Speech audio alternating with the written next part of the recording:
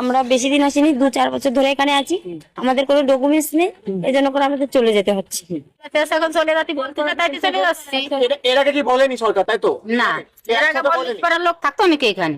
সরকার পাল্টে গেছে। আগে সরকার কি মানে অ্যালাউ করেছিল আপনাদেরকে? হ্যাঁ, রেখেছিল, এখন এই সরকার রাখছে না। রাখছে। 8 বছরে আছি। আমার স্বামী ক্যান্সারের রোগী, তো আচ্ছা, আমি আরজিকলে চিকিৎসা করতেছিলাম। তো এখন এইসব শুনে আমি এখন বাড়ি যাচ্ছি।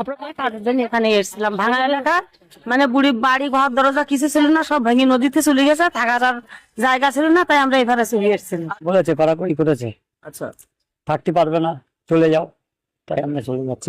এই ভয়ে সেই ভয়ে সেই ভয়ে চলে যাচ্ছি। 6 মাস ধরে আছেন। আপনাদের বাংলাদেশে বাড়ি রয়েছে? আপনাদের কেন চলে যেতে হচ্ছে কেন?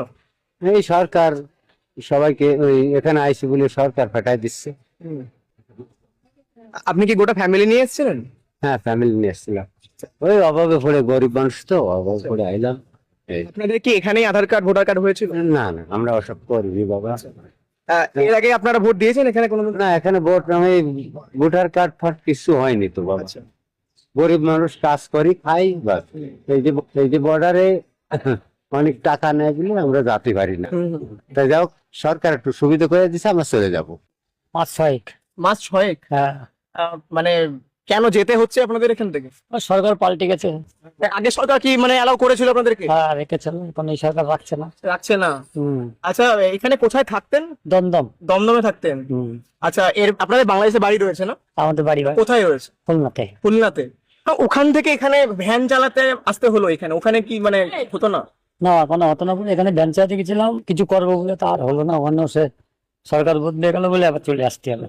কোনো বলেছে কড়াকড়ি করেছে, আচ্ছা, থাকতে পারবে না, চলে যাও, তাই আমরা চলে যাচ্ছি। সেই ভয়ে সেই ভয়ে চলে যাচ্ছি। আমরা বেশি দিন আসিনি, 2-4 বছর ধরে এখানে আছি। আমাদের কোনো ডকুমেন্টস নেই, এই জন্য করে আমাদের চলে যেতে হচ্ছে। এর আগে কি ভোট দিয়েছেন কোনোদিন এখানে? না, আমাদের তো কোনো ডকুমেন্টস নেই। ডকুমেন্টস ছাড়া কি ভোট দেওয়া যায়? এর আগে সরকার তো কিছু বলেনি আপনাদেরকে, এবারই প্রথম?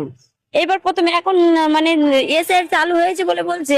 আগে অনেক আগে যদি এসআর হতো তাহলে তখন বলতো। এর আগে তো কোনো ডকুমেন্টস চাপ হয়নি বলে বলেনি। আমরা তো যেহেতু অনেক বছর ধরে নেই, 2-4 বছর ধরে আছি। এখন নতুন করে এসআর হচ্ছে, যেহেতু আমাদের কোনো কাগজপত্র নেই। হ্যাঁ, বাংলাদেশে বাড়ি আছে। এখানে কতদিন ধরে ছিলেন? এই 10-12 বছর। এখানে ভোট দিয়েছেন কোনোদিন? না, ভোট দিনই তো আমি একটা। মানে এখানে কি আধার কার্ড ভোটার কার্ড কিছু হয়েছে এখানে? না না না না। সেটা আমরা এখানে আর থাকবো না, আমরা ভাটায় ছিলাম, ভাটা সিজন শেষ, এখন আমরা বাড়ি চলে যাচ্ছি। বাচ্চা কতদিন ধরে ছিলেন এখানে? আমরা এখানে 6-7 বছর ছিলাম। 6-7 বছর। আমাদের কিছু হয়নি, হয়নি, তাই আমরা এখানে থাকবো না, আমরা চলে যাবো ভাটায়।